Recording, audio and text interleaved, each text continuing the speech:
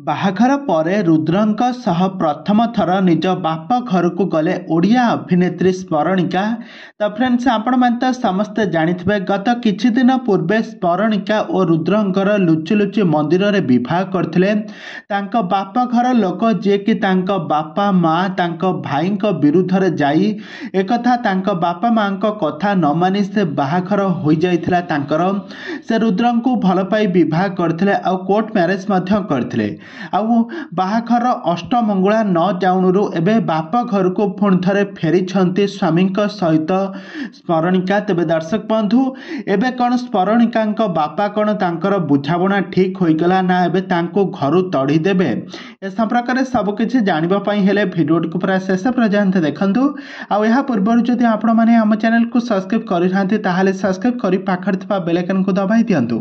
ଦର୍ଶକ ବନ୍ଧୁ, ଆପଣମାନେ ତ ସ୍ମରଣିକାଙ୍କୁ ବେଶ ଭଲ ଭାବରେ ଜାଣିଥିବେ। ସ୍ମରଣିକା ଏବଂ ରୁଦ୍ର ହେଉଛନ୍ତି ଯାତ୍ରା ଧଉଳି ଗଣନାଟ୍ୟର ଜଣେ ଆଗ ଧାଡ଼ିର କଳାକାର। ଏହି ଯାତ୍ରା ପାର୍ଟିରେ ସେ ହିରୋ ହିରୋଇନ୍ ଭାବରେ ଖୁବ୍ ସୁନ୍ଦର ଅଭିନୟ କରି ଦର୍ଶକମାନଙ୍କ ମନକୁ ଜିତିବାରେ ସଫଳ ହୋଇଥିଲେ।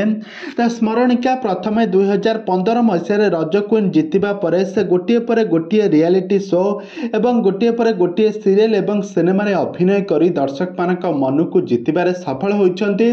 ଆଉ ଦୀର୍ଘ 5 ବର୍ଷ ହୋଇଯିବ ସେ ରୁଦ୍ରଙ୍କ ସହିତ ଧଉଳି ଗଣନାଟ୍ୟରେ ମୁଖ୍ୟ ଅଭିନେତ୍ରୀ ଭାବରେ ଖୁବ୍ ସୁନ୍ଦର ଅଭିନୟ କରୁଛନ୍ତି, ଦର୍ଶକମାନଙ୍କ ମନକୁ କିଣିବାରେ ସଫଳ ହୋଇଛନ୍ତି। କିନ୍ତୁ ଏହି କିଛି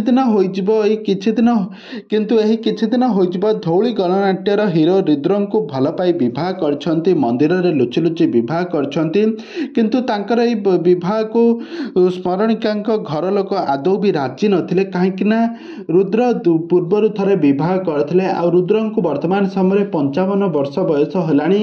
ତ ଏବେ ଏସବୁକୁ ଦେଖି ସେ ଆଦୌ ବି ତାଙ୍କ ପରିବାର ଲୋକମାନେ ରାଜି ହୋଇନଥିଲେ। କିନ୍ତୁ ସ୍ମରଣିକା ଲୁଚି ଲୁଚି ପରିବାରଙ୍କ ବିରୁଦ୍ଧରେ ଯାଇ ଲୁଚି ଲୁଚି ତାଙ୍କୁ ବିବାହ କରିଛନ୍ତି। ଆଉ ବିବାହ କରିବା ପରେ ବହୁତ ସାରା ଭିଡ଼ିଓ ସୋସିଆଲ ମିଡ଼ିଆରେ ଭାଇରାଲ ହୋଇଥିଲା। ବହୁତ ସାରା ଟ୍ରୋଲ୍ ହେବା ପରେ ଏବେ ତାଙ୍କ ବାପାଙ୍କ ପାଖକୁ ଯାଇଛନ୍ତି, ମାନେ ରୁଦ୍ର ତାଙ୍କ ଏବେ ଶ୍ୱଶୁରଙ୍କ ପାଖକୁ ଯାଇ ଭୁଲ ମାଗୁଥିବାର ନଜରରେ ଆସିଛନ୍ତି।